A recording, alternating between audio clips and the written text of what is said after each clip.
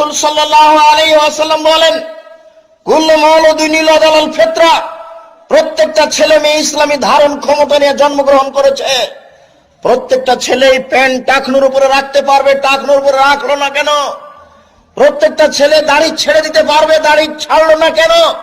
প্রত্যেকটা ছেলে নামাজ পড়তে পারবে, পড়লো না কেন? প্রত্যেকটা মেয়ে মাথায় কাপড় দিতে পারবে, মাথায় কাপড় দিল না কেন? চাদরকে ভাঁজ করে গলায় জড়িয়ে রাস্তাঘাটে হাঁটলো কেন? শুনুন, এর জন্য তার মা দায়ী। এই মেয়ে খারাপ নয়, তার মা খারাপ। রাসূল সাল্লাল্লাহু আলাইহি সাল্লাম বলেন, বাপ মা যেমন ছেলে মেয়ে তেমন। বাপ মা ইহুদি তাই ছেলে মেয়েকে ইহুদি করে গড়ে তুলেছে, বাপ মা খ্রিস্টান তাই ছেলে মেয়েকে খ্রিস্টান করে গড়ে তুলেছে, বাপ মা আগুন পূজক তাই ছেলে মেয়েকে আগুন পূজক করে গড়ে তুলেছে। বাপ মা যেই মাপের, ছেলে মেয়েকে সেই মাপের করে গড়ে তুলেছে। এই জন্য রাজশাহী চাঁপাইনবাবগঞ্জে একটা ভাষা বলে, সঙ্গ দোষে লোহা ভাসে।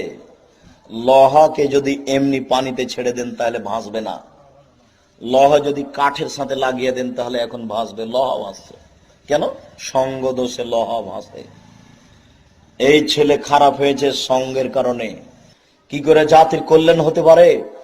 কেউ যে কল্যাণ নিয়ে ভাবে না, কেউ যে পরিবার নিয়ে ভাবে না, কেউ যে হক নিয়ে ভাবে না, কেউ যে সত্য নিয়ে ভাবে না।